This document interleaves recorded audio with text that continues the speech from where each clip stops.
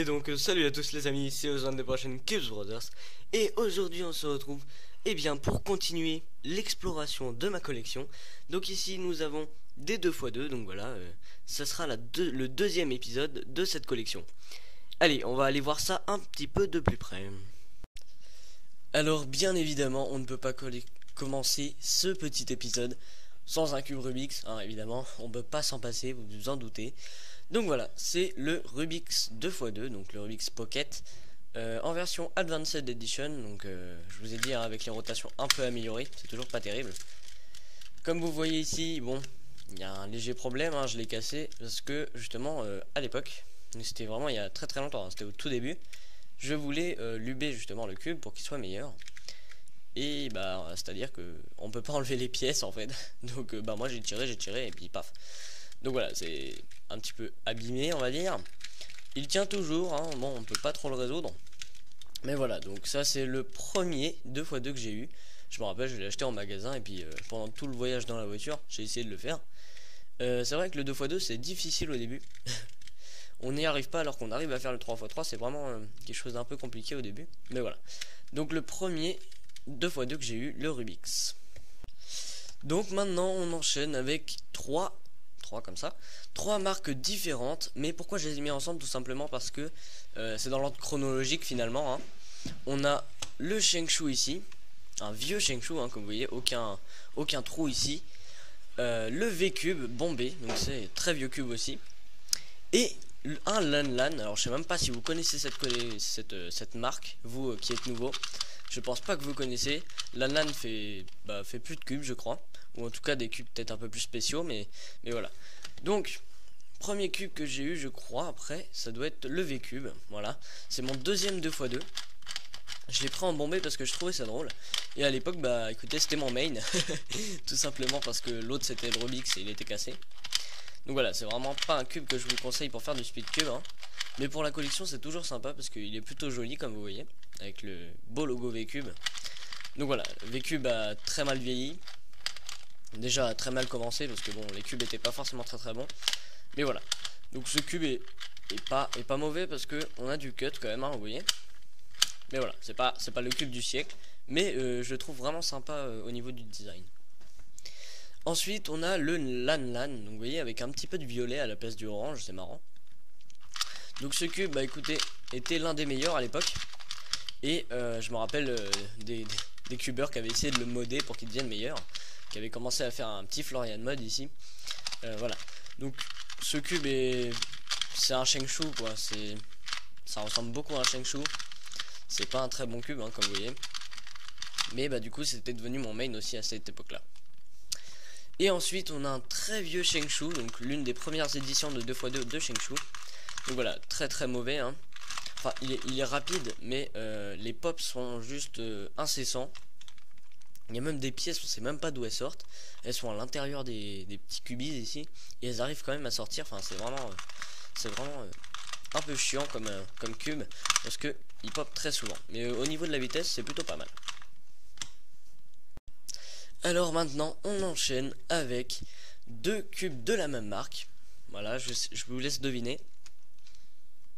Bon, je pense qu'il n'y en a pas beaucoup qui auraient répondu. C'est la marque Witeden, et oui.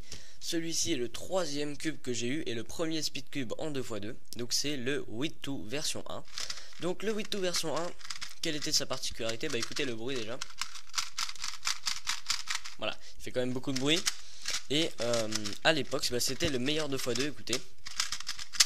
C'était juste un 2x2 un peu révolutionnaire parce que il avait pas mal de cuts. Bon, celui-là est un peu abîmé, j'ai mis de l'huile d'olive, tout ça. Celui-là est pas mal abîmé, mais voilà, c'était le meilleur cube à l'époque. Et franchement, il tournait plutôt bien. Maintenant, c'est juste affreux, mais à l'époque, c'était vraiment le meilleur. Donc, quand je dis à l'époque, c'était en 2013. Voilà, on voit vraiment comment le monde du cube a évolué, c'est vraiment impressionnant. Et maintenant le Wit2 V2. Donc en fait ce cube est juste extrêmement rapide.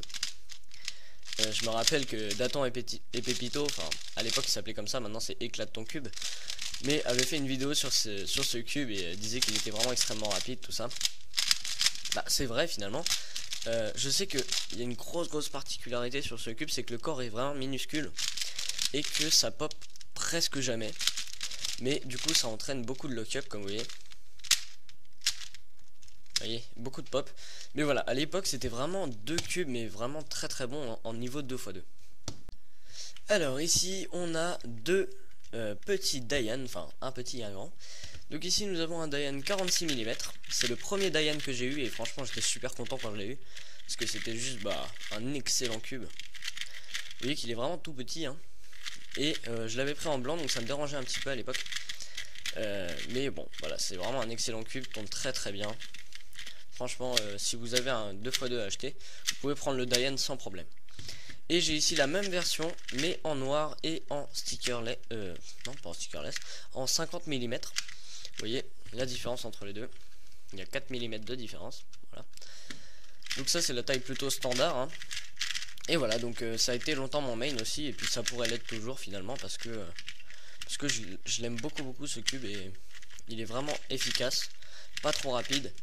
Et un bon corner cutting. Donc voilà, franchement Dayan a fait des très bons 2x2. Aussi étonnant que ça puisse paraître, la marque où j'ai le plus de cubes 2x2, eh bien c'est Fangchi. Et oui, je sais pas trop pourquoi, je crois que j'avais fait les 4 dans la même commande en fait. Donc ici on a deux cubes tout à fait identiques en 50 mm, je crois. Donc le Fangchi est vraiment très bon. Il a un feeling assez particulier, assez crispy on va dire, enfin je sais pas trop comment dire. Mais il est vraiment pas mauvais hein. On peut faire des très bons temps avec. Je me rappelle à l'époque que c'était devenu mon main aussi. Donc voilà, franchement c'est vraiment un très bon cube, je vous le conseille si vous débutez. Si vous avez un choix à faire et que vous n'avez pas trop envie de dépenser trop d'argent, vous pouvez prendre celui-là, il est plutôt bon. Donc ensuite j'ai exactement la même version mais en très grand, donc je sais pas quelle taille c'est exactement. Mais ça doit être 52-54 mm, un truc comme ça. Donc voilà, assez gros quand même. C'était juste pour le petit délire à cette époque là, donc pour avoir un cube un peu plus gros qui se démarque un peu plus.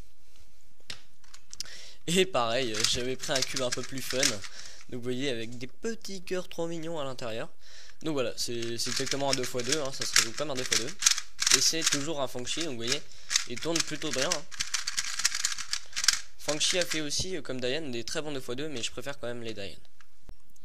Donc ensuite j'ai un petit Yuxin qui est tout seul, et oui. Donc ce Yuxin, écoutez, c'est mon main potentiellement. C'est celui que j'ai utilisé dans mes dernières compétitions. Ce que j'aime bien sur ce cube, c'est qu'il est vraiment agréable à tourner, tout doux. Écoutez, je trouve super doux et super agréable. Le seul problème c'est qu'il pop pas mal, donc il faut être assez fluide et assez fluide et pas bourrin en fait.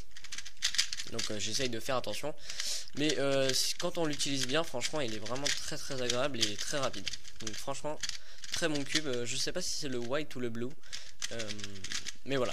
Donc franchement un cube très efficace. Donc voici maintenant de très bons cubes. Donc le Moyu Lingpo qui a été l'un de mes 5 premiers speed cubes je pense au 2x2, et qui vraiment a révolutionné mon niveau au 2x2. C'est vraiment le cube qui m'a vraiment fait progresser et qui est vraiment très bon même maintenant. Il est extrêmement rapide en fait si vous voulez. C'est un peu le Weilong du 2x2. C'est vraiment un turn très similaire. Et franchement il est super rapide, vous voyez. Très rapide, très efficace. Un petit peu de lock-up, enfin un petit peu de... C'est-à-dire qu'il est un peu instable, vous voyez. Mais franchement très bon cube, très fluide, très rapide, très bon. Et ici j'ai le Moyu Weipo, donc un nouveau. Vous voyez, il y a un petit problème de fabrication, je sais pas si vous voyez, donc le cube ici là est un peu de travers.